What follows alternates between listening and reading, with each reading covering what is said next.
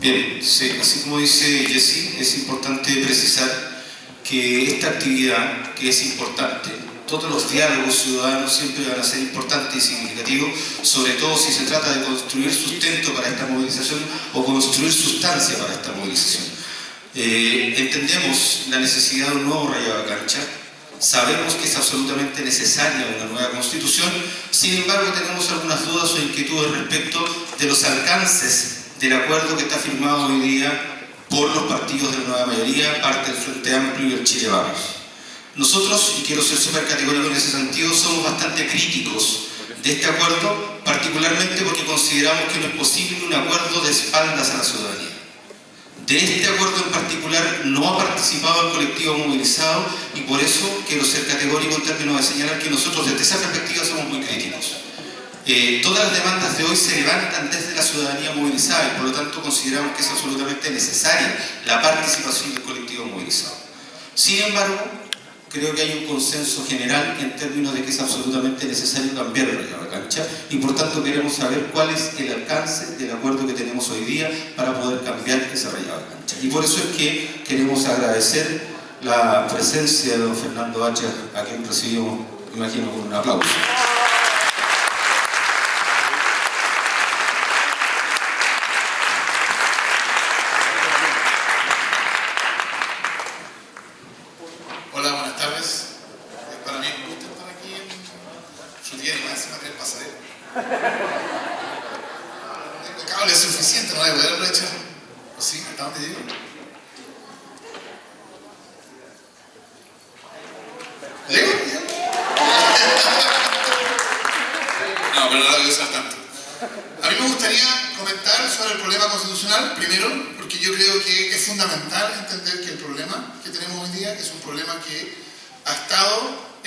Y desarrollo por 30 años, es un problema que tiene historia.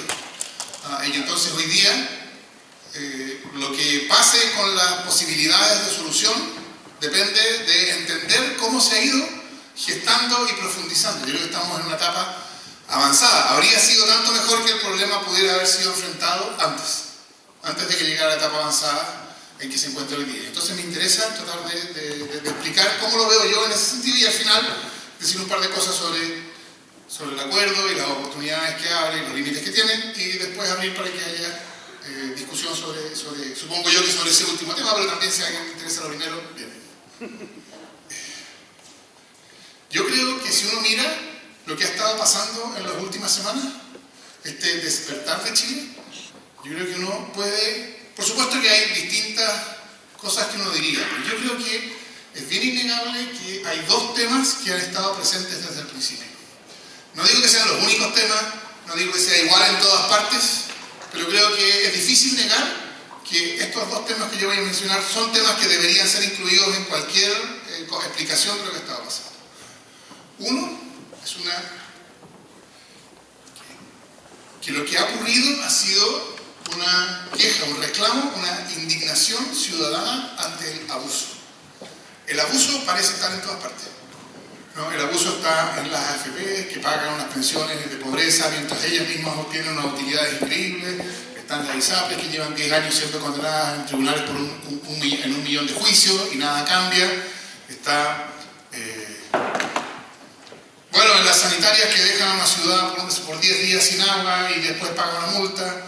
Está en las clases de ética, está, en fin, está a todo nivel. Está en el precio de los medicamentos. Todo el que necesita ciertos medicamentos sabe que si en Argentina le sale muchísimo más barato que comprarlos en Chile, etc. En el retail, el negocio del retail no es vender cosas como uno cándidamente pensaría. El negocio del retail es la tasa de interés que cobran por los créditos que le dan a sus clientes, etc. El abuso está en todas partes. Yo creo que una de las cosas que ha aparecido es eso: basta de abusos.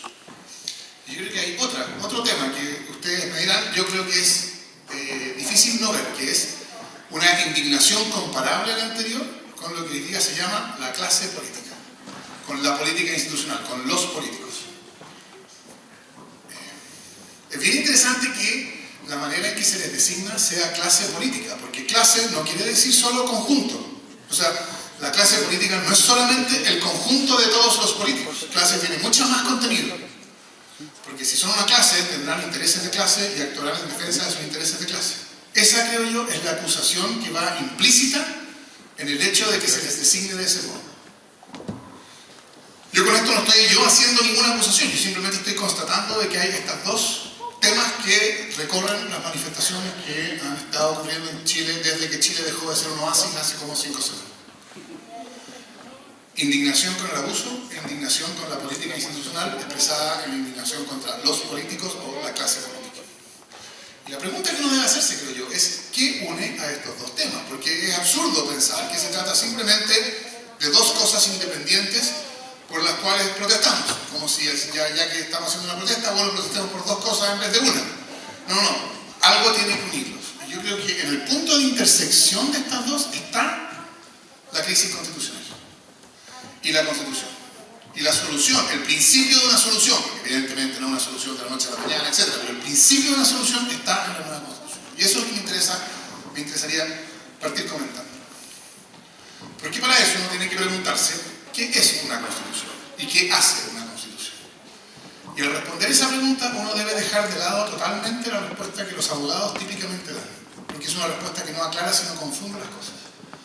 Para los abogados, una Constitución es una norma jurídica, un texto, que tiene artículos y que tiene incisos. Entonces los abogados van al tribunal y dicen, señor juez, conforme al artículo tanto, inciso tanto de la Constitución, mi abogado debe obtener sentencia favorable por las razones tales y cuales, y el abogado de la otra parte dirá lo contrario, etc. Pero cuando yo digo que en la unión de estos dos temas, la indignación contra el abuso y la indignación con la política institucional, está la Constitución, yo no estoy diciendo que en la unión de los dos temas hay un texto. Cuando se demanda una nueva Constitución no se está demandando un nuevo texto. Entonces, no es ese el sentido en que hablamos de Constitución. No hablamos de Constitución ahora en el sentido del abogado. Constitución, en el segundo sentido, que yo creo que es el único que ahora realmente importa, es algo que hace, bueno, lo que dice su título. Dicen que la Constitución, no sé si en la librería que leo de Frutillar se habrá notado también, pero nos dicen que la Constitución es el libro más vendido hoy en Chile. Como les digo, no sé si estarán los kioscos de Frutillar también en la Constitución colgada, pero a lo mejor hay alguien que la tenga, si es más vendido capaz que alguien la tenga. Si uno la mira, el que la tiene la saca y la mira, tiene un título, y el título es Constitución Política de la República. Y entonces cuando uno se pregunta qué hace, bueno, hace lo que su título dice, constituye políticamente a la República. Nada misterioso. Es decir, la Constitución es una decisión sobre la configuración de la política, del poder político. Sobre quién lo tiene, cómo se crea, cómo se ejerce, para qué se ejerce, con qué límites se ejerce, en fin. Y si una Constitución, en general, si toda Constitución es una decisión fundamental sobre la política, entonces uno podría preguntarse cuál es la decisión fundamental sobre la política, en qué consiste la Constitución que tenemos. ¿Cuál es la Constitución vigente? Y la respuesta es una decisión que construyó conscientemente una política incapacitada, que no pudiera actuar con eficacia, para transformar. Podía actuar con eficacia para corregir, para perfeccionar, sí, eso se podía hacer. Pero para transformar, no. Porque la Constitución fue la solución a un problema que tenía la dictadura. El problema era cómo asegurar que el modelo neoliberal, que nosotros, dicho por ellos, nosotros hemos impuesto con sudor propio y sangre ajena, tan difícilmente durante estos 17 años, cómo asegurar que ese modelo iba a perdurar después de que terminara la dictadura. Cuando llegara otro gobierno que iba a querer, en esto se equivocaron por supuesto, que iba a querer echarlo para atrás. Se equivocaron, pero no importa, porque igual solucionaron el problema. Entonces la Constitución fue la solución a ese problema, cómo asegurar que el modelo neoliberal iba a sobrevivir, incluso en el caso, que al final no se dio, de que llegara un gobierno que quisiera cambiarlo. Y la respuesta es, vamos a configurar la política posterior a la dictadura, vamos a configurar la política de modo que sea una política que no puede transformar nada, que Que puede, como les digo, tomar decisiones de corrección aquí y allá, sí, pero que no pueda transformar. Esto está dicho explícitamente, algunos de ustedes habrán escuchado una cita de un pasaje de Jaime Guzmán donde dice que se trata de que si llegan a gobernar nuestros adversarios se vean obligados a hacer algo no tan distinto de lo que uno mismo anhelaría, porque, valga la metáfora, dice él, no yo, valga la metáfora, la cancha está hecha de tal modo que resulte de hecho extraordinariamente difícil lo contrario. ¿Extraordinariamente difícil qué? Extraordinariamente difícil hacer algo distinto de lo que uno mismo anhelaría. Dicho por Jaime Guzmán, o sea, uno mismo quiere decir la UDI. Que la cancha esté configurada de modo tal de hacer extremadamente difícil que ocurra algo distinto de lo que la UDI anhela. Esa es la decisión fundamental de la Constitución. Y entonces la Constitución hace un poder que no puede actuar con eficacia para transformar. Al principio esto era evidente, o sea, era tan evidente que uno se pregunta hoy día cómo fue posible que durara eso. Por ejemplo, y yo no quiero con esto exculpar a la concertación, esa es otra cuestión, pero no neguemos los hechos. La concertación ganó todas las elecciones parlamentarias desde el año 90, bueno, hasta ahora la verdad, o mientras existió, hasta el 2010. Desde el año 90 hasta el año 2010 ganó todas las elecciones parlamentarias y hasta el 2005 nunca tuvo mayoría en ambas cámaras del Congreso. Para pasar una ley cualquiera necesitaba el acuerdo de la derecha. ¿Por qué? Porque el Senado estaba intervenido por un tercio de senadores designados de modo tal que fueran de derecha. Y entonces el resultado electoral le daba mayoría a la concertación, pero la Constitución se encargaba que esa mayoría no se transformara en una mayoría que pudiera actuar. Después fueron cambiando las cosas, las trampas más evidentes, como los senadores designados, la intervención del Senado por senadores designados, eso fue quedando atrás, pero fueron quedando otras. Y hoy día todavía tenemos un tribunal constitucional que cada vez que alguna medida mínimamente transformadora surge, le pasa la guadaña y la mocha, como pasó con la titularidad sindical, ¿no? Para proteger mínimamente la negociación colectiva. Se pretendía que solo los sindicatos pudieran negociar, evitando las posibilidades de los grupos negociadores, que son maneras en que se intenta reventar la negociación colectiva. Y el Tribunal Constitucional dijo, por cierto, que eso era inconstitucional. Y cuando se intentó aumentar las facultades del CERNAC para que pudiera proteger eficazmente a los consumidores, el Tribunal Constitucional dijo que eso era inconstitucional, que puede haber un CERNAC siempre y cuando sea débil. O sea, siempre y cuando la protección que pueda dar a los consumidores sea escasa. Ahora, yo creo que al final, 30 años después, lo que ocurrió fue que esa configuración de la política para que sea sistemáticamente ineficaz, ha contribuido a crear una cultura política binominal que no puede transformar. Y eso crea, por supuesto, un rechazo generalizado ante esa cultura, pero no inmediatamente. Porque evidentemente, si uno pregunta, yo estoy seguro que si uno va a una manifestación y le pregunta a la gente que está manifestándose cuáles son las cosas que le parecen importantes y urgentes, y entonces hace una lista y pone bajas pensiones, 2, educación, 3, el estado de la salud pública, 4, la incapacitación de la política lograda por la Constitución tramposa. Ese último no va a estar entre los primeros lugares, porque es bien absurdo esperar que esté en los primeros lugares. Lo que tenemos que hacer para entender cuán grave es la Constitución, la configuración de la política bajo la cual hemos vivido por 30 años, lo que tenemos que hacer es preguntarnos cómo se vive ese problema, el problema de la Constitución, o sea, el problema de la configuración de la política para que no pueda actuar, cómo se vive por el ciudadano y las ciudadanas. O sea, cómo ese problema tiene consecuencias para la vida diaria de cada uno de nosotros. No cuál es la explicación más correcta del problema constitucional en abstracto, que también es importante en otro momento, sino cómo ese problema descrito, como lo he hecho yo hasta ahora, en abstracto, tiene consecuencias que impactan la vida concreta de cada uno de nosotros. Y yo creo que cuando uno se pregunta así, nota que tiene por lo menos 2 consecuencias, quizá más, pero al menos 2 clarísimas.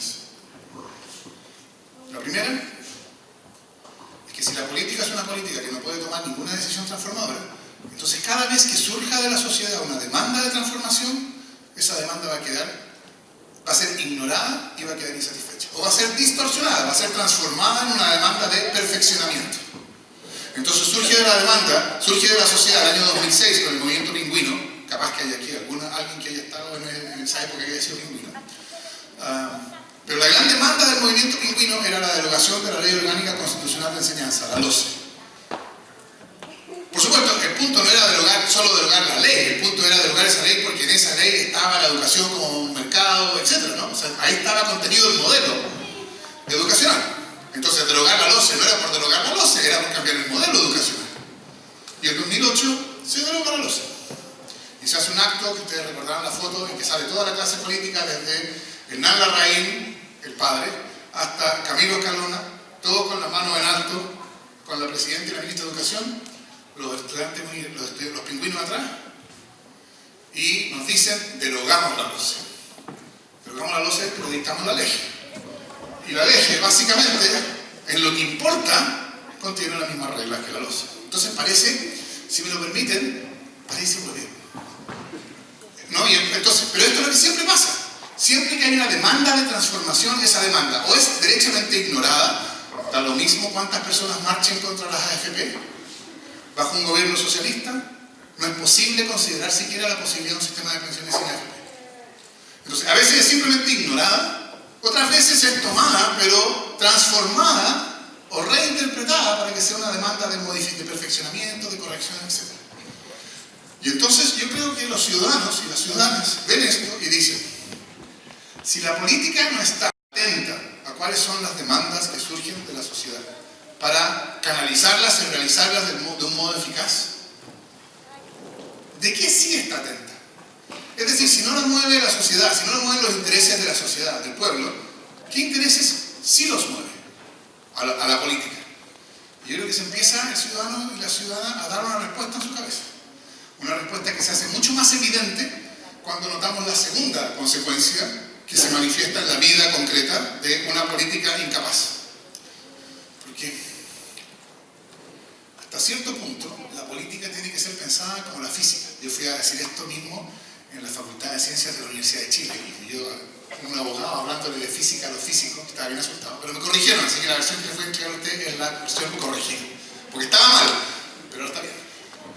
Entonces, la política tiene que ser pensada como la física. Dime tú cuál es la masa del objeto que tú quieres mover. Nótese la corrección de la formulación. Dime tú cuál es la masa del objeto que tú quieres mover y yo te diré más o menos cuánta fuerza tú necesitarás tener. Y si tú no tienes esa fuerza, bueno, no podrás mover ese objeto, es una pena, pero no podrás hacerlo. Dedícate a mover otro objeto, etc. La política débil tiene frente a sí a un poder fuerte, que es el poder económico. Y entonces, pero el poder fuerte, el poder grande del poder económico, es mucho más que el poder escaso de la política. Y por consiguiente la política no puede hacer sino lo que el poder económico acepta que la política haga. Para mencionar un ejemplo ya mencionado, si el poder económico acepta que se cree un CERNAC, un servicio del consumidor débil, entonces se va a crear un servicio del consumidor que va a ser débil, como se creó a fines de los 90. Pero cuando se pretende crear un servicio del consumidor fuerte, que ahí efectivamente puede proteger a los ciudadanos y que al consumidor y como consecuencia de proteger al consumidor puede afectar de verdad los intereses de la gran empresa, ahí no, ahí párele, ese es inconstitucional. Y esas facultades entonces fueron declaradas inconstitucionales. ¿Por qué? Porque el poder económico no estaba dispuesto a aceptar un CERNAC que afectara sus intereses de ese modo. Entonces yo creo que crecientemente la política es vista como si fuera un instrumento del poder económico. De hecho, yo creo que los ciudadanos lo dicen de manera más dura. Yo creo que se dice una cosa más fuerte, y es: la política está coludida con el poder económico en contra del ciudadano. Y por eso lo que sufre el ciudadano como resultado de eso que parece una colusión es abuso. El abuso es la consecuencia natural de un poder político que es débil frente a un poder económico que es fuerte. Sobre todo cuando esto continúa y se desarrolla por 30 años. Es decir, esta percepción, que no es solo una percepción, esta realidad de que el abuso es ubicuo, está en todas partes, es la consecuencia natural de 30 años de vivir bajo una política que tiene que que no puede enfrentar y no puede entonces recortar ni poner límites al interés del poder económico, salvo cuando el poder económico acepta que se le ponga. Y la consecuencia de eso entonces es, por un lado, el abuso y por otro lado, la completa y total deslegitimación de la política institucional. Porque claro, si la política institucional en los hechos, en lo que hace, no en lo que dice, en lo que hace se comporta como el instrumento del poder económico, como si estuviera coludido con el poder económico contra el ciudadano, entonces evidentemente esa política va a quedar totalmente deslegitimada. Y mientras más deslegitimada esté, más débil va a ser. Y mientras más débil va a ser, más va a estar coludida con el poder económico, etc. Y esto es un círculo vicioso que se va agudizando, que yo creo que ha estado en curso por lo menos los últimos 10 años de modo clarísimo, porque yo diría el 2011 fue la primera vez que irrumpió con fuerza suficiente para no poder ser ignorada una demanda de transformación. Entonces la primera consecuencia empezó claramente a ser vista desde el 2011. Entonces tenemos un proceso de progresiva deslegitimación de la política que lleva por lo menos 10 años de puesta abajo en la rodada, y nosotros estamos al final de ese proceso, cuando ese proceso ya es extraordinariamente avanzado. Y ahora a ver qué... Ahora se ha abierto la cuestión de, bueno, ¿qué es lo que va a pasar? Y yo creo que las cosas pasan de un modo, empiezan a pasar de un modo que tenemos todas las señales evidentes. Entonces que ahora podemos mirarle y decir, pero ¿cómo no era? O sea, hace 6 semanas el presidente de la República estaba diciendo que este país era un oasis. Mientras la agenda del gobierno era fundamentalmente aumentar la precarización laboral. Recuerden ustedes, ¿no? Esto de la adaptabilidad pactada individualmente, que iba a ser con el argumento de que el gerente de la cadena de supermercado iba a ir a hablar con la cajera y le iba a decir, yo quiero saber cómo el supermercado puede acomodarse para hacer su vida más grata. Cuando todos sabemos que eso no era precisamente lo que iba a pasar. Entonces la agenda hace 6 semanas, era aumentar la precarización laboral, bajarle los impuestos a los ricos, aumentar la capitalización individual, el ahorro individual para las pensiones. No, era una agenda que lo que hacía era profundizar ese modelo basado en el abuso. Y el país era un oasis. Y después un conspicuo representante de la, entre comillas, clase política, cuando empieza a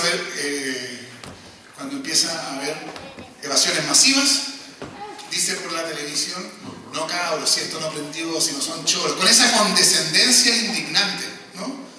Yo entiendo, ustedes no entienden, yo soy maduro, ustedes son inmaduros, así que déjense de volver y váyanse para su casa. O sea, ¿qué manifestación más transparente del problema? Y ahora tenemos este acuerdo. Bueno, primero que nada, entonces yo creo que lo que está en el origen del problema es una política incapacitada, una política que no puede responder a las demandas que se formulan frente a ella. Y como no puede responder, va a quedar siempre como insuficiente, etc. Yo con esto no estoy defendiendo a nadie, ojo, porque hoy día hay mucha parte de esa queja contra la clase política se dirige o se explica como si fuera por las cosas que los políticos han hecho, que se han vendido, que los errores involuntarios de uno, el raspado a la olla del otro, que nadie sabe si sale condenado por nadie. Y por cierto que eso es parte importante del problema. Lo que yo creo es que junto con eso hay algo más profundo, y ese algo más profundo es la manera en que la Constitución configura la política. Eso es lo que hay que cambiar. Porque al configurar una política que no tiene poder, en el fondo lo que está haciendo es quitarnos a los ciudadanos del poder. Porque nosotros hemos vivido 30 años sabiendo que da lo mismo lo que nosotros pensemos sobre la AFP. Las AFP no se pueden tocar, son como la cordillera de los Andes. No son consecuencia de nuestras decisiones. O sea, no es que nosotros podemos decidir a través del proceso político, representado de alguna manera, etc. No es que nosotros podamos decidir cómo va a ser el sistema de pensiones. El sistema de pensiones se nos impone. Y eso es lo que yo creo que no da para más. Eso es lo que ya está totalmente deslegitimado, y por eso una nueva constitución es, creo yo, inevitable. Y en ese contexto, entonces, se llega a este acuerdo que ha creado harta discusión y que ha sido evaluado de manera tan distinta por actores que estaban más o menos en una posición similar al principio de las protestas y manifestaciones. Y del acuerdo yo creo que discutiremos en las preguntas, pero me gustaría decir un par de cosas. Lo primero es que yo creo que abre una oportunidad que no había estado abierta nunca. Es decir, va a haber un plebiscito constitucional y en ese plebiscito vamos a poder decir si aprobamos o rechazamos la Constitución de Pinochet. Y si necesitamos una Constitución nueva. Y en caso de necesitar una Constitución nueva, después vamos a poder decir si queremos que esa nueva Constitución la dé la misma, la den los políticos o la dé un órgano elegido especialmente al efecto, es decir, una Asamblea Constituyente. Yo creo que esas dos preguntas son las preguntas correctas, en el sentido de que son las dos cuestiones importantes que preguntar. Por eso yo creo que lo ganado en términos del plebiscito es un avance y una oportunidad única, histórica de hecho, diría yo. Es la primera vez que vamos a tener la posibilidad de deshacernos de la Constitución de Pinochet. De hecho, el significado histórico que quienes participamos de él le atribuimos en su momento al plebiscito del 5 de octubre, ahora nos damos cuenta que en realidad lo va a tener este plebiscito. Porque es en este plebiscito en que se empieza a cerrar el ciclo histórico que comenzó con la infamia del 11 de septiembre. Entonces, primero yo diría, esta es una oportunidad histórica. Segundo, esta oportunidad no fue conseguida por la habilidad negociadora de varios parlamentarios esa noche del jueves. Esta oportunidad histórica fue conseguida por el pueblo actuando en las calles. Y esto es importante, no solamente para poder decirle a cada uno qué es lo que, reconocerle a cada uno lo suyo. Esto es importante, porque esta oportunidad, como todas las oportunidades, es una oportunidad que se puede realizar o que se puede frustrar. Eso es verdad, se puede frustrar. Y que se realice o que se frustre va a depender del mismo poder que la hizo posible en primer lugar. Si uno cree que lo que la hizo posible es la habilidad negociadora de varios parlamentarios esa noche del jueves, entonces dirá la posibilidad de que se realice depende de que se mantenga esa habilidad negociadora. Yo no creo que sea así. Yo creo que lo que la hizo posible fue la movilización del pueblo chileno. Y entonces lo que va a realizar esa oportunidad va a ser la misma movilización. Porque hay varias cosas que están pendientes respecto de ese acuerdo, que es importante que sigan siendo objeto de presión. Tercero, hay sospecha. Y yo creo que es evidente que hay suspicacia. Y yo, respecto a la sospecha, quiero decir, en primer lugar, que yo creo que es una sospecha totalmente justificada. Es decir, han sido 30 años en que nos han dicho lo mismo. Nos han dicho, ahora sí que sí, esto se va a solucionar. Ahora sí hay una oportunidad. Y cada vez hemos visto que nos dicen que se soluciona, nos dice Lago del 2005 que tenemos una nueva constitución, nos dice Bachelet del 2008 que teníamos una nueva ley de educación y que había... En fin, nos dicen y no pasa nada. Entonces yo creo que a esta altura tener una dosis de sospecha es solamente actuar con responsabilidad. Con esa experiencia, no sospechar sería irresponsable. Entonces lo primero que hay que decir, creo yo, es la sospecha es justificada. Sin embargo, por las razones que yo ya he dado, yo creo que es una sospecha incorrecta, en el sentido de que aquí hay una oportunidad que nunca antes ha estado. Y yo creo que sería bien irónico que la sospecha nos hiciera perder la capacidad de reconocer una oportunidad cuando ella aparece. Eso sería como la ironía total máxima, ¿no? La sospecha de que perdemos, de que no tenemos poder nos hace perder la capacidad de identificar una oportunidad cuando ella aparece. Y yo esperaría que no pasara. Pero en tercer lugar, creo que la sospecha es una buena cosa, porque es algo que nos deja en alerta. Es decir, nosotros ya perdimos la inocencia con esto. Nosotros ya sabemos que está el titular, y que debajo del titular viene la bajada de la noticia, y que después de la bajada de la noticia viene el texto de la noticia, y que debajo del texto de la noticia viene una nota en letra pequeña, y que ahí está lo importante. Es decir, yo creo que es difícil que nos vuelvan a pasar el gato por liebre con grandes anuncios, porque ya sabemos lo que nos ha pasado en el pasado. Entonces esa sospecha yo creo que nos deja en alerta, y esa alerta yo creo que es positiva. ¿Cuáles son las cosas que yo creo que a las cuales deberíamos estar especialmente atentos? Pues hay varias, pero yo creo que las importantes son, primero, la manera en que de ganarse el plebiscito, que yo no tengo dudas que lo vamos a ganar, pero que es importante ponerse en campaña, está a 5 meses de distancia solamente, en la manera en que se va a realizar la elección para esa convención constitucional que yo llamaría con el extraño nombre de Asamblea Constituyente. El acuerdo dice que esa elección se va a realizar conforme al sistema electoral que se aplica para la Cámara de Diputados.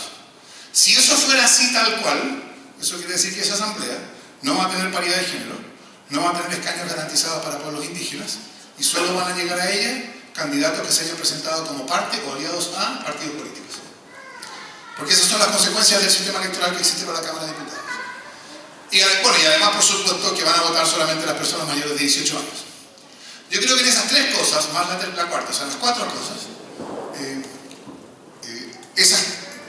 que ocurriera eso, que se aplicara simplemente el sistema electoral que rige para la Cámara de Diputados con esas cuatro consecuencias, yo creo que minaría gravemente la legitimación, la legitimidad de esa Asamblea Constituyente.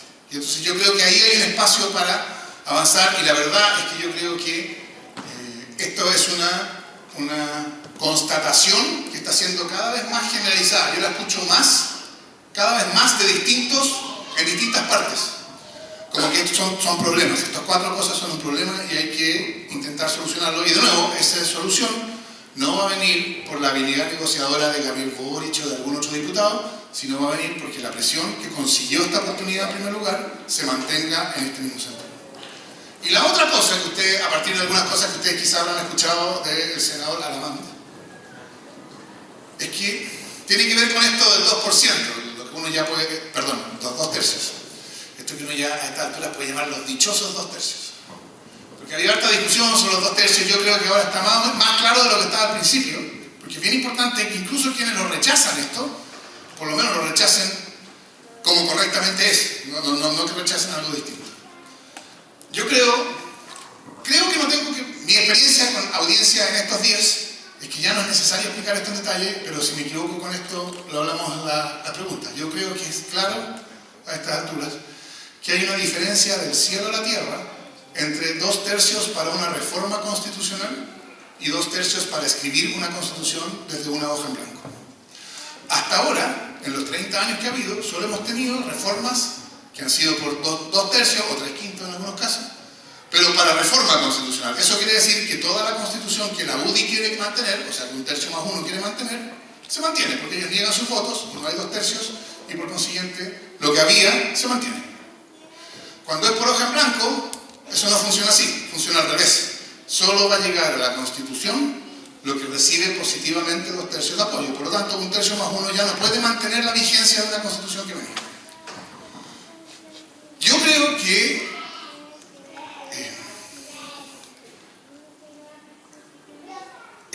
la oportunidad constituyente, o sea, de darnos una nueva constitución, genuinamente, y no como creyó Lagos, así erradamente, la oportunidad de darnos genuinamente una nueva constitución en el proceso posterior al plebiscito, que incluye esta convención constitucional, etc., depende de que sea desde una hoja genuinamente en blanco. Es decir, si resulta que la hoja, porque esto es lo que dijo Alamán, ¿no? Alamán dijo, bueno, sí, hablamos de hoja en blanco, pero en realidad no era blanco, ¿no? O no era blanco. O sea, con esa lógica típicamente binominal, de que las cosas son de un modo, pero en realidad no, bueno, así tal cual, exactamente así, no. Son en realidad asá, y esa asá hace toda la diferencia. Si la tesis de Alamán se impone, y la hoja entonces no es en blanco, sino solo en blanco, o si es escrita como yo lo escribía cuando era niño, con jugo de limón, ¿no? La escritura con jugo de limón es una escritura mágica y después uno la pone sobre una vela y aparece. Entonces, si es una hoja en blanco que después se pone el día de la asamblea y empieza misteriosamente a aparecer el texto de la constitución vigente, y entonces se traen textos para reformar la constitución vigente en vez de ser 2 tercios para la hoja en blanco, entonces yo creo que todo el contenido constituyente del proceso que viene después del plebiscito se pierde totalmente. O sea, yo diría, si esa condición cambia, eso significa que nunca hubo acuerdo. Así de importante es, yo diría, todo depende de que sea genuinamente en blanco. Entonces yo diría, esas 2 cosas son bien importantes, de cuestiones que están pendientes, que están por realizarse. Pero si se realizan esas oportunidades en la dirección correcta, y yo creo que se puede hacer, yo creo que vamos a obtener una oportunidad única para deshacernos de la constitución de Pinochet y darnos la nueva constitución que Chile necesita, que pueda llevar a que tengamos una política, no quiero decir una política que todos los ciudadanos la miren y se les hinche el pecho de orgullo, eso es mucho pedir, pero por lo menos una política que pueda creíblemente interpretar las demandas que surgen de los ciudadanos y que la ciudadanía entonces pueda mirarlas con respeto. No como ahora, una política cada vez más débil y deslegitimada. Esas son, creo yo, las oportunidades que se abren. Muchas gracias. Comité técnico.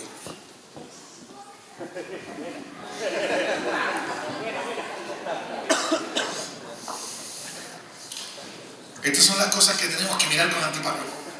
Y las antiparras no son solo ya para protegernos de los balines, hay otras cosas que también pueden entrarnos a los ojos. Yo creo que el comité técnico va a decidir. Bueno, la verdad no tengo idea. Porque yo no sé si el comité técnico va a decir todo lo que queda por delante, incluido cómo se va a elegir en el evento de que haya un resultado favorable a eso en el plebiscito, cómo se va a elegir la convención constitucional. O si van a decir, mire, vamos a discutir sobre la convención constitucional una vez que se haya aprobado un plebiscito, que va a haber una. Entonces yo no sé cómo van a entender lo que deben hacer. Pero supongo yo que de ese comité técnico igual van a depender algunas cosas bien importantes. Ahora, yo no creo que ese comité técnico vaya a tener mucha autonomía propia, ¿no? El comité técnico va a ser la manera a través de las cuales va a seguir negociándose eso.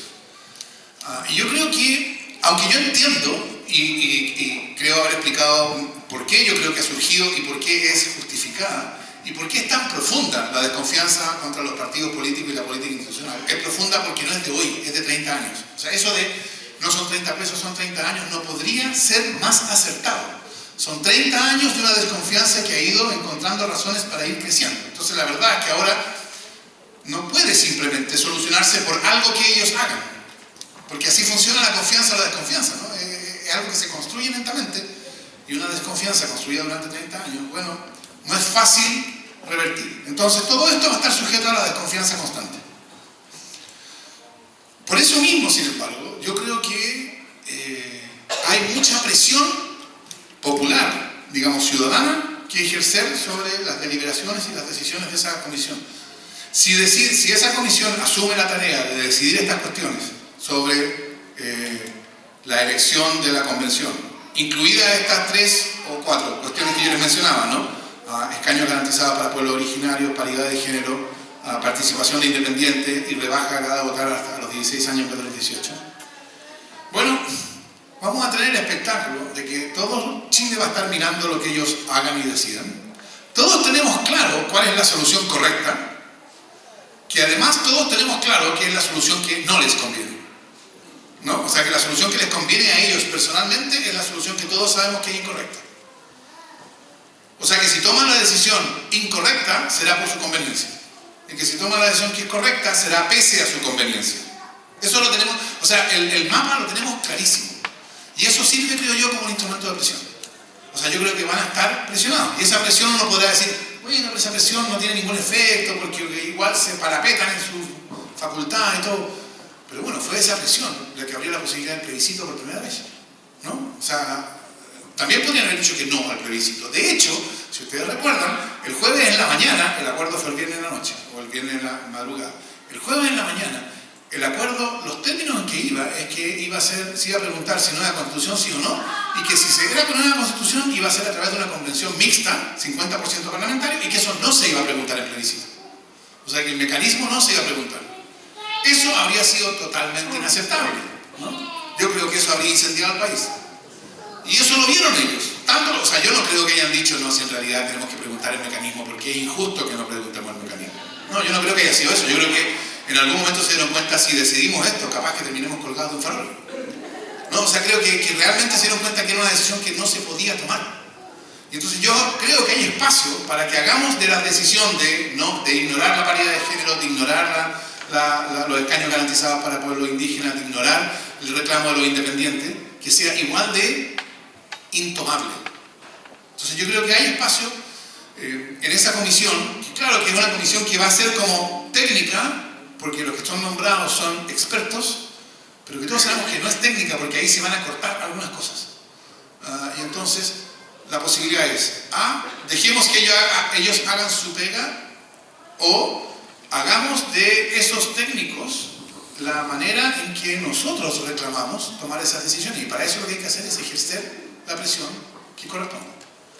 Yo creo que eso es fundamental. Si no hay movilización para realizar las oportunidades que se abrieron, yo creo que el proceso constituyente va a ser un proceso fallido. Y si el proceso constituyente es un proceso fallido, yo creo que para el país va a ser extraordinariamente grave, porque va a ser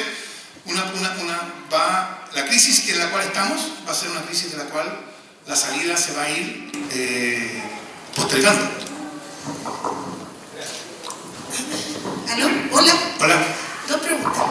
Una, ¿de qué manera nos perjudica el hecho de los que voten no van a elegir el mecanismo? Y dos, una opinión personal. Más que un manejo político, el acuerdo considero que fue que lo económico permitió que llegáramos a este tema y la UDI de alguna manera nos amarrara. A lo segundo, tú lo dices por el dólar a 800 pesos y la caída de la bolsa, por ese tipo de cosas, sí. Bueno, yo creo que una de las cosas que ha hecho posible la solución constitucional es que el poder económico se ha dado cuenta de que por mucho que le guste la Constitución y que la Constitución es buena para sus intereses, bueno, hemos llegado a un punto en que esa Constitución ya no garantiza la estabilidad que el poder económico necesita y entonces, yo creo que en el fondo, y esto yo me di cuenta de esto cuando Luksic dijo, no, si ahora vamos a pagar 500 lucas. Después, recuerden ustedes, hace una semana antes de eso, estaban todos los expertos diciendo es que los salarios dependen de la productividad y mientras la productividad no suba, no puede haber mayores salarios. De hecho, si rebajamos la jornada, como se mantiene la productividad, van a bajar los salarios. ¿Se acuerdan? Eso es lo que estaban diciendo ellos mismos. Una semana después, Luksic anuncia por Twitter así, plop, que 500 lucas para todos. Está bien, otros dijeron, no es mucho lo que eso significa, porque las empresas, en fin, da lo mismo. El punto es, yo creo que los empresarios se dieron cuenta con el despertar de Chile, que el despertar significaba que habían matado a la gallina en los huevos de oro. Es decir, que su ambición por tener más y más había sido tan exagerada, o sea, no les bastaba tener todos los fondos de los trabajadores para decidir ellos cómo se invierten. No les bastaba eso, no les bastaba pagar los impuestos que pagaban, no les bastaba tener una negociación colectiva incapacitada, porque no hay negociación ramal, etc. Querían tener más precarización laboral, querían tener más fondos para invertir, o sea, uno decía, ahora uno dice, bueno, como que se les pasó la mano. Y el problema de que se les pasó la mano es que yo creo que mataron a la gallina de los huevos de oro. Y entonces ahora ven que hay un problema de asegurar lo que para ellos es tan importante, que es la estabilidad, y para asegurarla van a tener que aceptar una nueva constitución. Y yo creo que cuando yo decía que la política funciona como física, bueno, en cierto punto esto es manifestación de eso, ¿no? Yo no creo que la posibilidad del plebiscito se haya creado porque los que en el pasado se oponían a la nueva constitución hayan escuchado un buen argumento y hayan dicho, sí, es como justo que hagamos un plebiscito. Así que sí, ahora yo voy a pedir, no creo que haya, capaz que alguno haya sido así, está bien, esas cosas pueden pasar. Pero lo que yo creo que es probable es que se dieron cuenta de que si no hacían algo así, bueno, lo que les interesaba iba a ser cada vez más difícil. En este caso, para el poder económico, bueno, la estabilidad, la predictibilidad, un dólar relativamente, etc. Y eso es parte de lo que se ha logrado, creo yo. A cambiar los términos de la relación con el poder económico. Y la primera, que era sobre, perdón. Los que voten no. Yo creo que es bien interesante la segunda pregunta. Yo no sé si se han dado cuenta, quienes la pensaron, lo que la segunda pregunta va a significar. Porque la segunda pregunta asume que va a haber nueva constitución, ¿no? Porque la primera pregunta es si va a haber nueva constitución, sí o no. O sea, apruebo o repruebo, porque sensatamente no les vamos a dejar a ellos hacer campaña por el no. No les vamos a entregar el no. Y no nos vamos a hacer campaña nosotros por el sí. Así que me parece bien que hayan dicho apruebo o repruebo. A mí me da cierta urticaria, aunque sea por la nueva constitución, hacer campaña por el sí. En fin, bueno, cosas de la edad, supongo que hay muchas generaciones que no entienden nada de esto. Entonces, la primera va a ser si es necesaria o no la nueva constitución, y si, en caso de ser necesaria, el mecanismo. Y los mecanismos que nos van a ofrecer, vean ustedes, que yo creo que es la opción correcta. Creo que nos van a hacer, el plebiscito va a contener las preguntas que son las preguntas importantes. O sea, en el plebiscito no nos están, creo yo, escamoteando las cosas. Y eso muestra el triunfo que significa ese plebiscito. En el plebiscito, en la segunda pregunta nos van a preguntar, ya que queremos que haya nueva constitución, si esa nueva constitución debe darse con la participación de los políticos. O sea, yo no sé qué piensan que va a pasar en la segunda pregunta. Yo creo que la respuesta a la segunda pregunta va a ser categórica, aun cuando voten los que voten que no a la primera, o sea, que quieren mantener la constitución antigua de la primera. Porque yo creo que la segunda va a funcionar como un juicio histórico popular a la clase política. ¿No? Y eso, a la clase política, ¿qué quiere decir? A la política binominal, a la política a la cual nos hemos acostumbrado por 30 años, a todas las prácticas que la Constitución tramposa fue creando en la cultura política de lo que hoy día se llama el duopolio. Entonces, yo creo que es difícil decir que los que votan que no es necesaria una nueva Constitución no pueden votar sobre el mecanismo.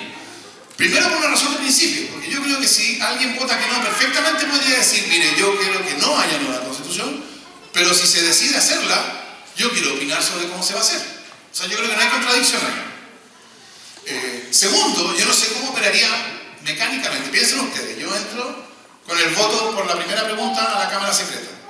Voto, salgo y le digo a la mesa, denme el otro voto porque voté que sí. Pero el voto es secreto, así que no puede ser así. Eso no puede ser. Entonces tengo que entrar con los dos votos. Los dos votos que después voy a depositar en urnas separadas. Y entonces, ¿cómo se sabe cómo voté en una para habilitar para la otra? ¿Me entienden? La otra posibilidad sería que fuera la misma papeleta. Que dijera sí, no a la primera, sí, no a la segunda. Y que entonces la mesa cuando la abre y revela cómo voté, dice, vamos a leer solo el primer voto, pero no el segundo. Yo creo que eso es... así que yo creo que van a votar, que probablemente la mayoría de los que voten que quieren mantener la Constitución antigua no van a votar por la Asamblea Constituyente, pero eso seguiría siendo un voto a favor de la clase política. Yo creo que va a haber mucho espacio ahí para hacer una campaña que genuinamente apunte a lo que importa.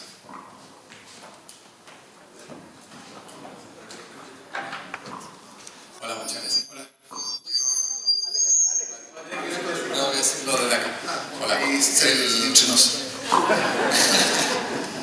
Ya, en el entendido que sea cual sea las personas que van a conformar la asamblea, la convención, y en el tema del 2/3.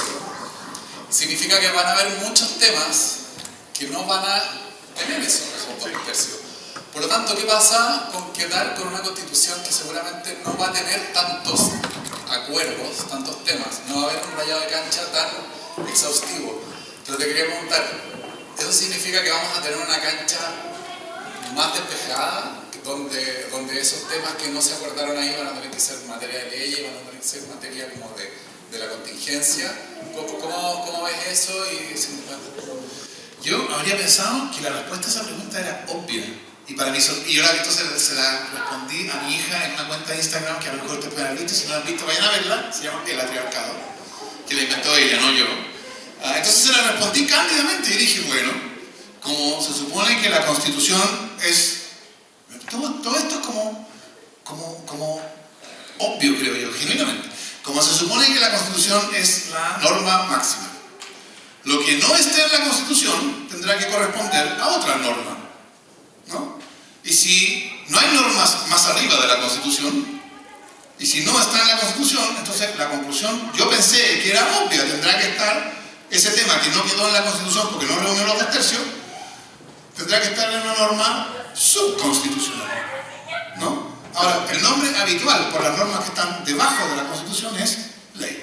Entonces yo dije, estos 2/3, porque yo estaba respondiendo a la pregunta, ¿no? La pregunta es esto otra vez otra trampa más? Es decir, ¿es esto de los 2/3, los mismos 2/3 que hemos tenido por los últimos 30 años que nos han llevado al error del lago y a tantas veces de creer que se conseguía algo, pero solo se conseguía aparentemente? Y yo lo que decía ahí, no, esta es de verdad porque es hoja en blanco.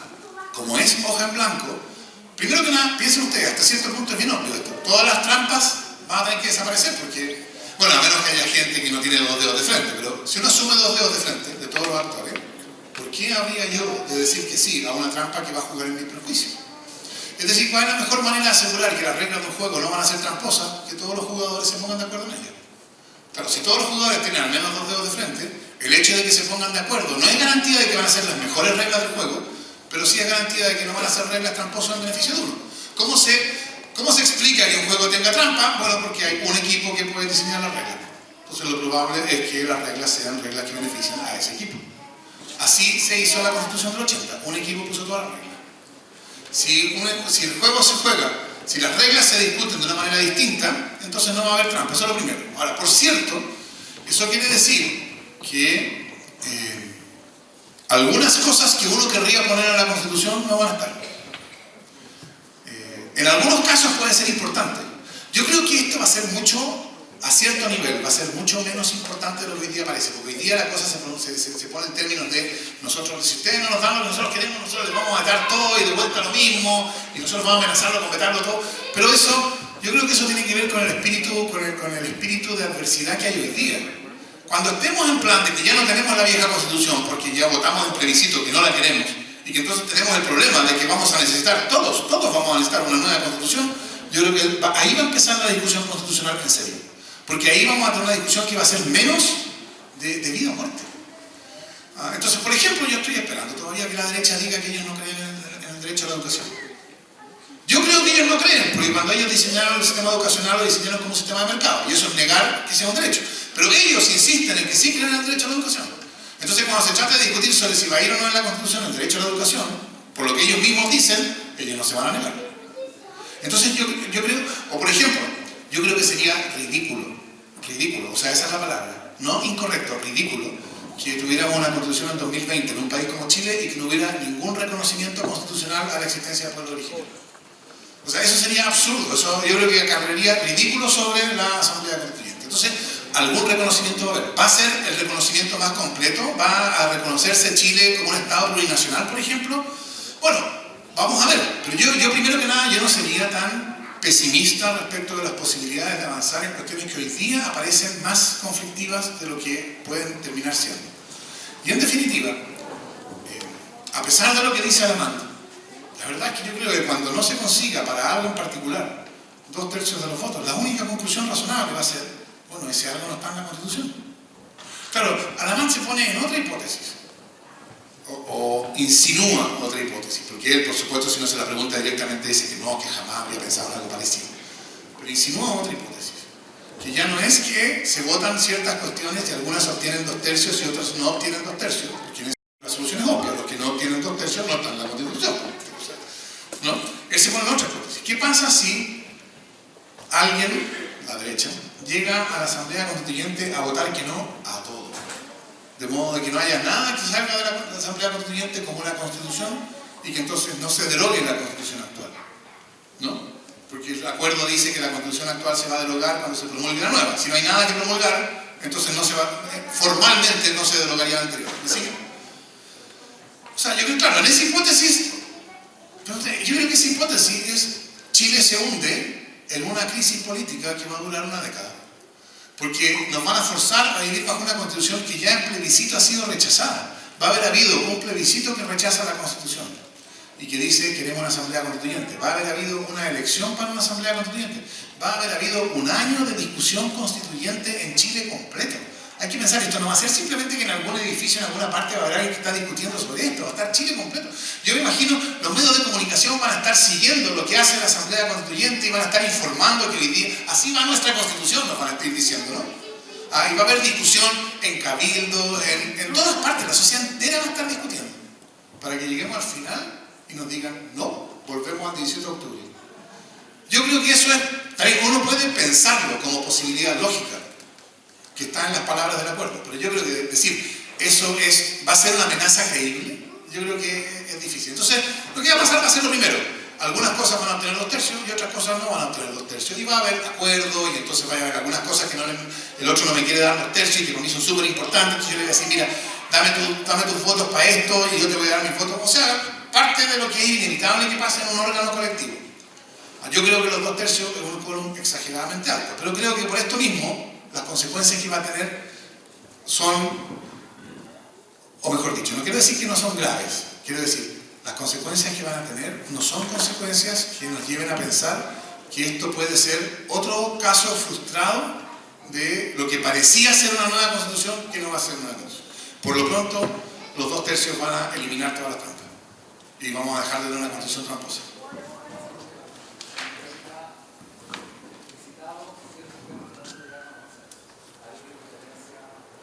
hay distintas cosas que se podrían hacer. Hay gente que dice, y yo creo que es una cuestión que debe considerarse, que si hay desacuerdos que superen cierto umbral, por ejemplo, si hay propuestas que tienen el 55% de los votos pero no llegan a los 2/3, ¿no? O sea, que son mayoritarias pero que no se aprueban, que cosas como esas pudieran decidirse en plebiscito. Yo miraría con mucho ojo lo que están haciendo los alcaldes, porque los alcaldes encontraron una manera de hacer plebiscitos subrepticia, ¿no? Transformaron plebiscitos comunales en la posibilidad de plebiscitos nacionales. Así que una posibilidad sería, cuando se alcanza cierto umbral y la cosa, sin embargo, no llega a los 2/3, se plebiscita. Yo apoyaría una solución como esa, por cierto. Por acá tenemos otra pregunta. Está pedido acá la palabra y después acá. Hola, Fernando, quería conversar sobre el tema de, tú planteabas sobre cómo se eligen los miembros de la Asamblea Constituyente, y porque en uno también de tus videos veía que como asumiendo la razonabilidad de los miembros uno podría pensar que vamos a erradicar las trampas, pero para mí no está en claro que se van a erradicar las trampas, porque dado la forma en que se eligen esos miembros, también el sistema proporcional de los diputados no nos garantiza que esas personas sean realmente razonables. Entonces, ¿cuál es el rol de nosotros como sociedad civil frente a eso, si es que en el acuerdo no se cambia y se queda tal cual? Y si pudiéramos ver también un ejemplo concreto, por ejemplo, que es algún tema que yo trabajo harto, el tema del agua, ¿cómo podría ser si es que se cambiaran las normas actuales constitucionales en materia de agua, en el sentido de que sea realmente un derecho nacional de uso público y los derechos de aprovechamiento no sean entregados al mercado? ¿Qué pasaría con la titularidad de los actuales propietarios del agua? Porque después de la nueva constitución vendría todo un proceso de acomodo de leyes. Entonces, si vamos a tocar un tema concreto ahí, por favor. A ver, respecto a lo primero, yo creo, por las razones que dije, que yo creo que la composición de la convención o la asamblea que está en el acuerdo es deficitaria, y que eso hay espacio, creo yo, para avanzar por la vía del movimiento popular hacia presionar para que esas cosas se vayan ordenando en el sentido correcto. Yo creo que a pesar de eso, es difícil que las trampas reciban 2/3 de aprobación por la lógica de las trampas. Si lo que tienen las trampas es que si algo es una trampa, tiene que ser escondido. ¿Por qué tiene que ser escondido? Porque es unilateral. Y claro, como estamos hablando de una trampa que es apoyada por 2/3, entonces es bien difícil que sea unilateral. No, o sea, hay algo en la lógica de las trampas que solo funciona cuando hay una minoría que puede imponer sus términos. Pero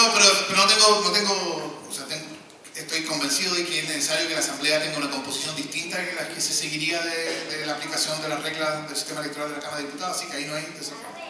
¿Cómo funcionaría en el caso de las aguas? Hoy día las aguas son bienes nacionales de uso público. Esta es la ironía. Son tan públicas como la calle o la plaza. Tienen el mismo estatuto jurídico. Pero, en un resquicio legal fenomenal, el inciso final del número 24 del artículo 19 de la Constitución dispone que sobre los derechos de agua constituidos en conformidad a la ley, sus titulares tienen derecho a dominio, ¿no? Lo cual es bien absurdo, es como si sobre el derecho de aprovechamiento que yo tengo sobre una calle, yo pudiera tener un derecho de dominio que después yo lo pudiera vender y que fuera enteramente privado, ¿no? Es bien absurdo porque uno pensaría, bueno, eso quiere decir que la calle no es pública. Bueno, hoy día existe el agua, que es un bien nacional de uso público, con derechos de aprovechamiento que la propia Constitución declara que sobre ellos tienen derecho de dominio sus titulares.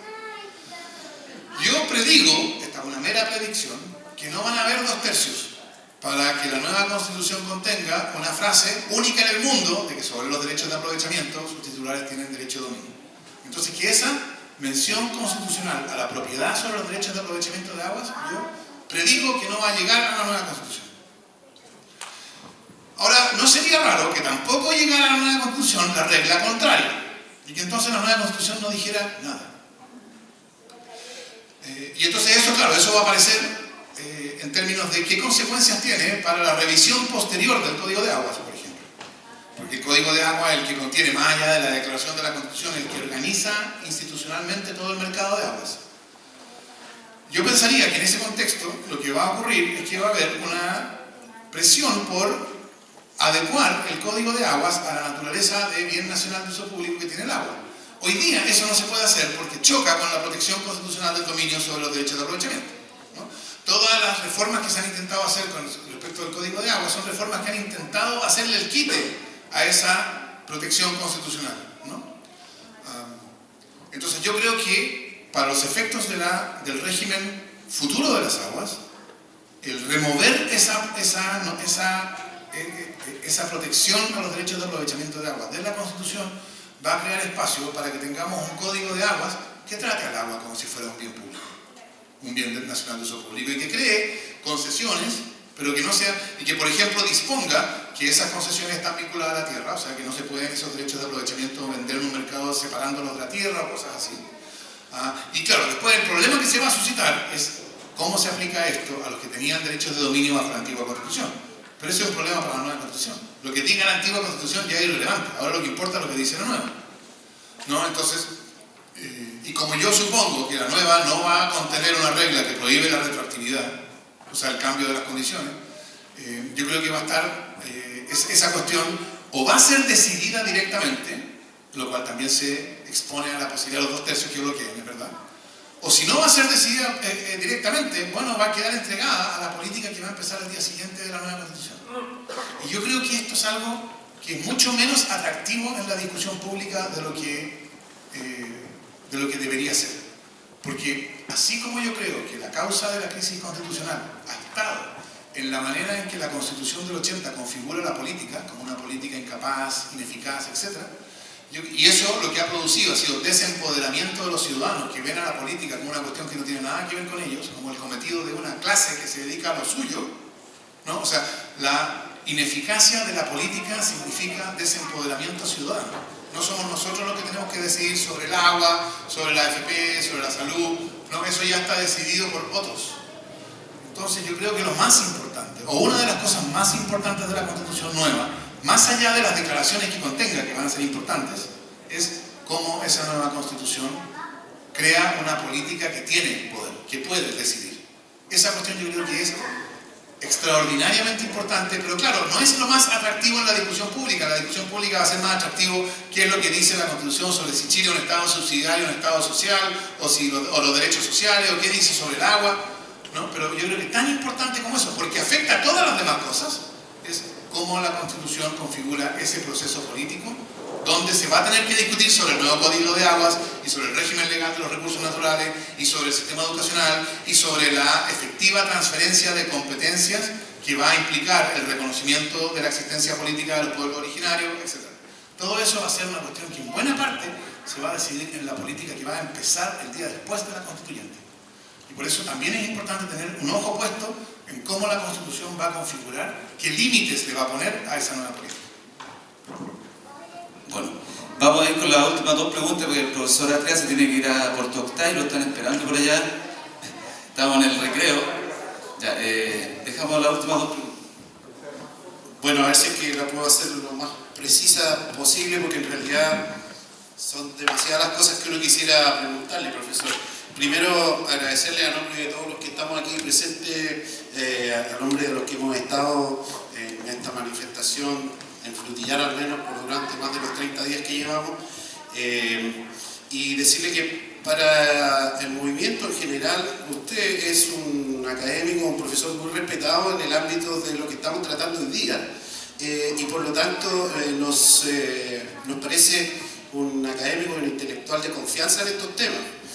Sin embargo, como decía Marco, nosotros somos críticos de este acuerdo y nos llama un poco la atención de que usted aparezca hoy día como no sé si un defensor, pero alguien que promueve esta idea que para nosotros no nos parece que sea realmente que haya una sospecha, es una realidad. En tanto, el movimiento social y quienes provocan el estallido, que somos los ciudadanos, que somos todos los que estamos afectados, no han tenido ninguna participación real en este acuerdo. Han sido parlamentarios, ni siquiera ha sido el Congreso, porque han sido solamente algunos parlamentarios, algunos partidos, no son todos. Entonces, en el fondo, el andamiaje de este acuerdo es bastante precario y por eso nosotros quisiéramos saber por qué usted apuesta tanto a la posibilidad de que esto ocurra, entendiendo que, por ejemplo, había un ciudadano que decía ahí que qué opina de la comisión técnica. En la comisión técnica está, por ejemplo, Ernesto Silva, el expresidente de la UDI, absolutamente cuestionable el caso Penta, y ese tipo de elementos a nosotros no nos dan ninguna confianza y es más que una sospecha, es una realidad que no queremos esta fórmula. Entonces, la pregunta sería, ¿qué opina usted del hecho de que el origen de este acuerdo surja a partir de estos políticos, estos parlamentarios, con un mínimo de representación en la población y que no haya surgido de, por ejemplo, la participación de Unidad Social, donde hay más de 200 organizaciones ahí presentes y que son las que han estado de alguna manera al frente de, yo no diría la conducción, porque este no es un movimiento que tiene una gran conducción, pero transversal, pero sí tienen un poder frente al movimiento. Entonces, ¿qué opina usted de que en el fondo esto haya surgido de los mismos políticos que están tremendamente cuestionados por el estallido del movimiento social? Eso, muchas gracias.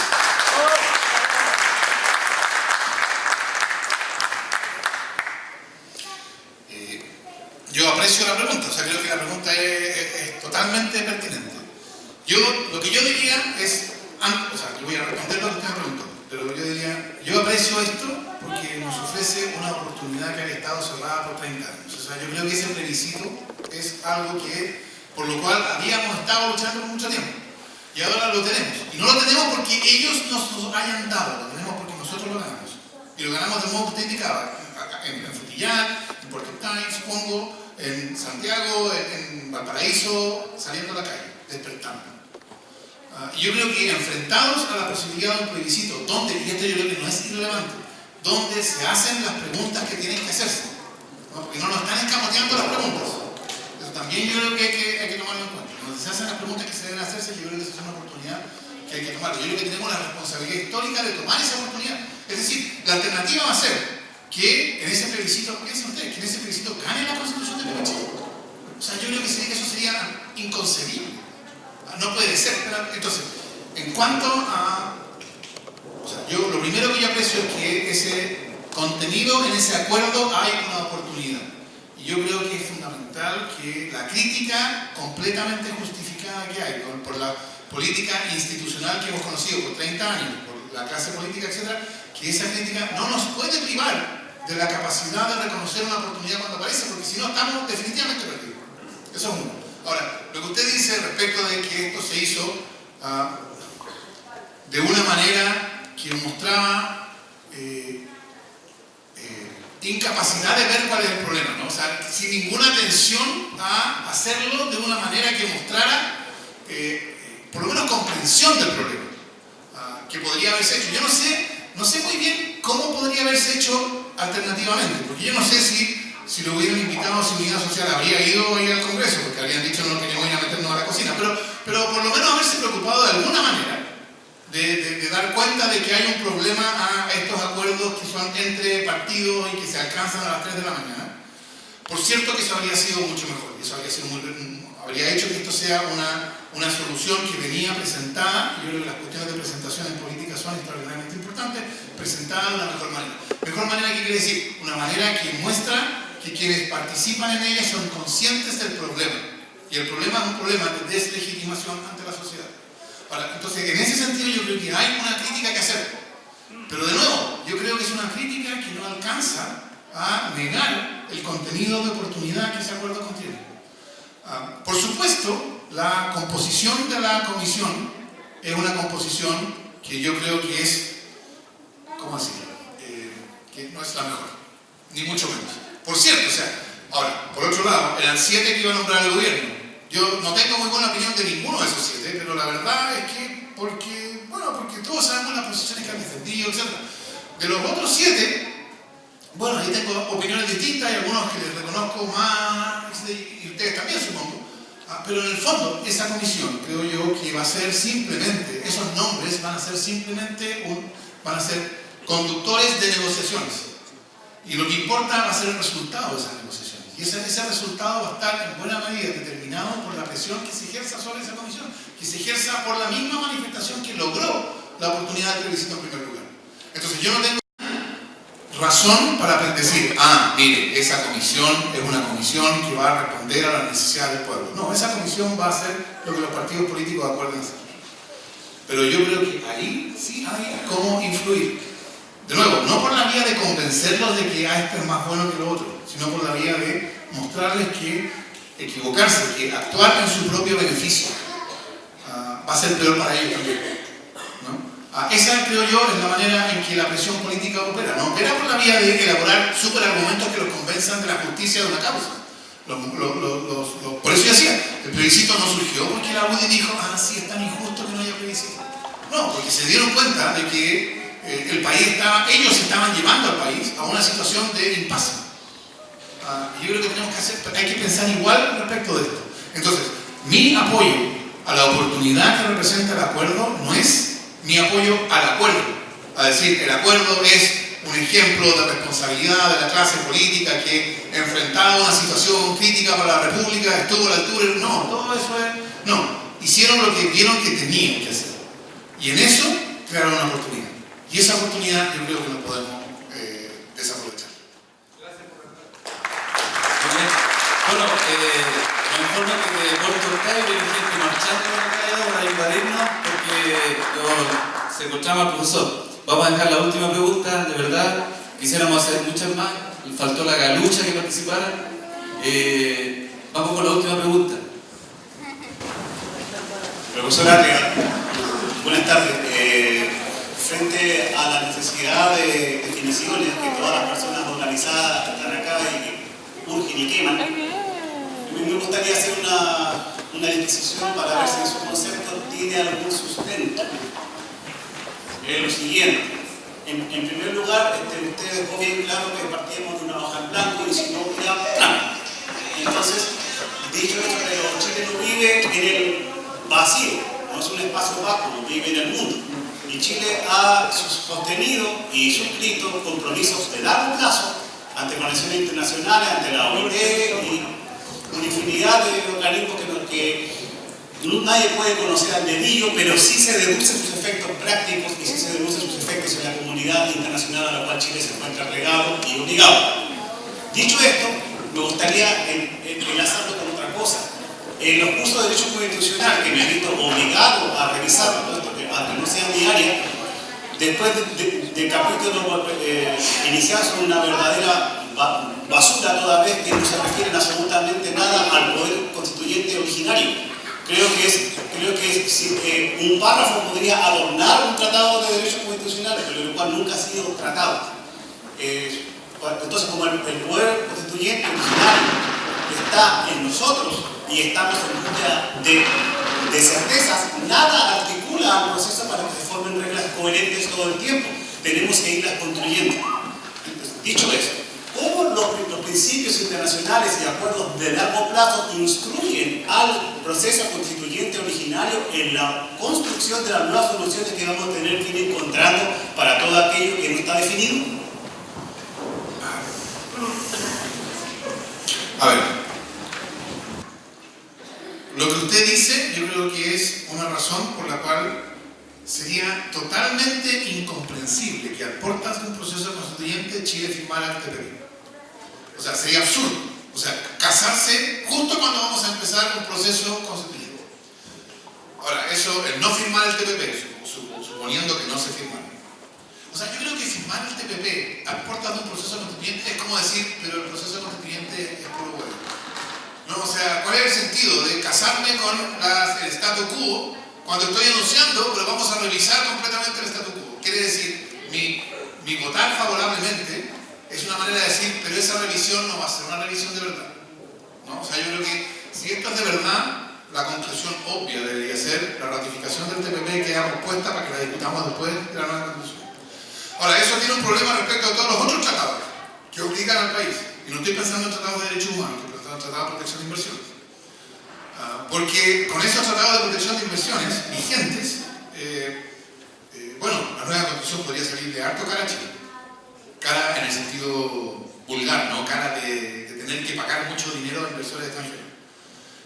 Yo pensaría, o sea, si dependiera de mí, por lo menos aprobado el cronograma constituyente. O sea, si gana lo que va a pasar, si pasa lo que va a pasar en abril, que se va a aprobar la nueva constitución, yo creo que lo que Chile debería hacer para ser responsable es salirse de esos tratados.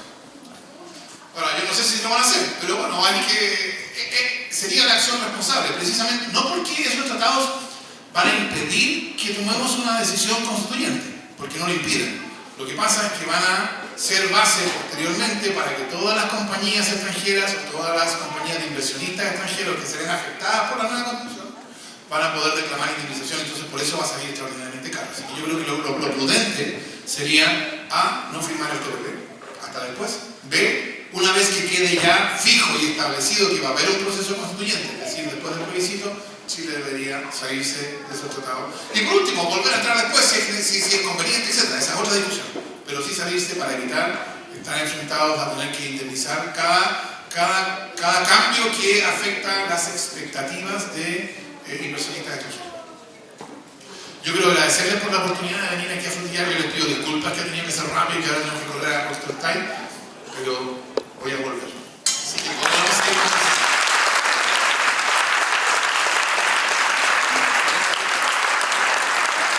Bueno, un gran aplauso más grande para el profe. Hemos visto 1000 veces en el pasado que cuando se intentaban hacer reformas que afectaban a la AFP o a la ISAPRE, etcétera, o a la educación, todas esas cuestiones terminaban discutidas en términos constitucionales. Que nos digan ahora que se pueden hacer todas las reformas que queramos a la AFP o al sistema de salud, etcétera, y que eso no tiene ninguna implicancia constitucional y que la Constitución no es ningún límite para eso, yo creo que es prácticamente una tomadura de pelo. Toda. Mientras más gente participe, va a ser más clara la necesidad de una nueva constitución. Los cabildos y los conversatorios tienen la función de producir discusión ciudadana. Esa discusión no se hace vinculante porque alguien dice que es vinculante, se hace vinculante políticamente porque significa un pueblo movilizado. Entonces, yo no sé qué podría querer decir que que los cabildos sean vinculantes. A mi juicio, lo importante de los cabildos es que van dando cuenta de un pueblo que está movilizado, que está discutiendo como nunca antes lo había hecho sobre cuestiones constitucionales, y eso va a tener efectos políticos por sí mismo. Bueno, según el acuerdo al cual se llegó, habría un plebiscito en abril, una elección de la Convención Constitucional o con la Asamblea Constituyente en octubre. La Asamblea tendría que estar en funciones por 9 meses, extensibles a 1 año. Así que esto debería en total tomar alrededor de 2 años. Y que todo lo que viene en términos constituyentes depende de que se mantenga la movilización popular por una nueva constitución. Así que todo lo demás es accesorio.